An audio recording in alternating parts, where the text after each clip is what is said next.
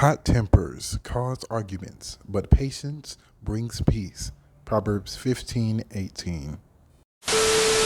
So, Jujutsu Kaisen chapter 270. So, honestly, this chapter had basically nothing going on. It was kind of like a day in the life of Jujutsu sorcerers. And really, it was just a wrap up of everything that happened again. I know it's another wrap up, but hey, we gotta, close all the doors on all the people's story arcs and storylines that everyone had a part of. And it pretty much opens up with the funeral of Sumiki, or, just Megami's sister that literally got clapped because of the King of Curses rampage, obviously Sukuna. And personally, yeah, it was an interesting conversation between, Megami and Gojo's ex. Like, call it whatever you want, but basically they go over their conversation, and pretty much it's just them giving their condolences in their own way. And yeah, to wrap that part up, we're just gonna breeze past a lot of the important parts because the chapter really wasn't that interesting. Again, we go over a lot of it. Like right now, obviously we have like certain characters like the comedy guy, basically they give a little wink and a nod to the fact that Kenjaku may or may not still be alive, or at least a part of him. I don't know, they block out his face for some reason, even though it's clearly Kenjaku. We go over the fact that, certain characters also, again, still breathing, even though they shouldn't be. Obviously, Higuruma being the prime example, and of course, certain survivors of the Culling Games, they go over what to do about it, and even the aftermath of the Culling Games, such as like, the military and the people who, abducted sorcerers, literally abducting people just because they have like cursed abilities and whatnot. So yeah, that was a whole thing that happened. I know, crazy work.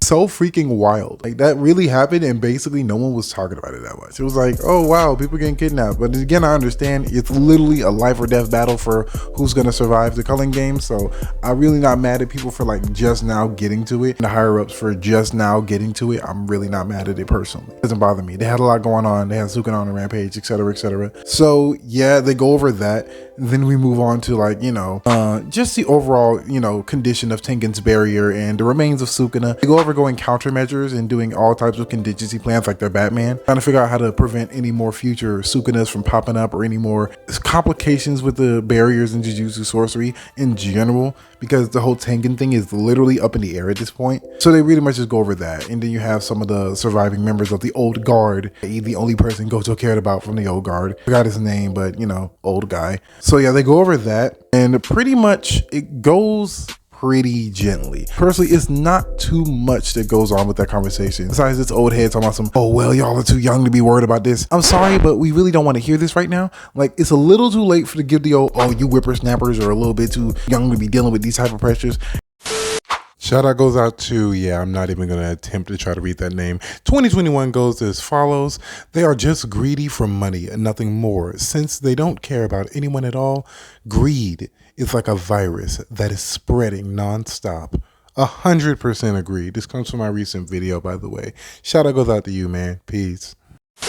Yeah, it's way too late for all that considering your occupation. I don't want to hear it. Personally, I hate when these type of stories do this. It's like, bro, you be having teenagers on the front lines and now you care? Like, stop it. Shut up. Anyway, moving past that, man. Yeah, it literally, and then it turns into like a random, like a meta commentary about manga artists and making jokes that are too less than flagrant for the sensibilities of the audience. I mean, it's kind of cool. It's kind of funny. Haha, whatever, I guess. Whatever, not really. Yeah, I always dislike when manga artists do this whenever they try to, talk to the audience. I even hate when like, Western companies do this. Like Invincible did a similar thing. I didn't like it when they did it because I'm like, we get it. You're lazy and you want to make an excuse for it's taking too long. Anyway, moving past that, aside from that, yeah, I think that pretty much sums up the bigger parts of it, besides like a mini side quest that Yuji and his gang go on, as far as like doing small little errands, taking on like jobs and missions for Jujutsu sorcerers and whatnot. Then they go over the fact that, yeah, Higuruma is also, he's basically, an honorary sorcerer, and he's going to be, going on missions and they're going to be worked to the bone. It's interesting for what they're going to make them do. And then they get into the whole reincarnated sorcerers and what they're going to do with them. And it's pretty much like they're up in the air. It kind of reminds me of the Yuji Executioner's arc, where it's like, you don't really know what's gonna happen.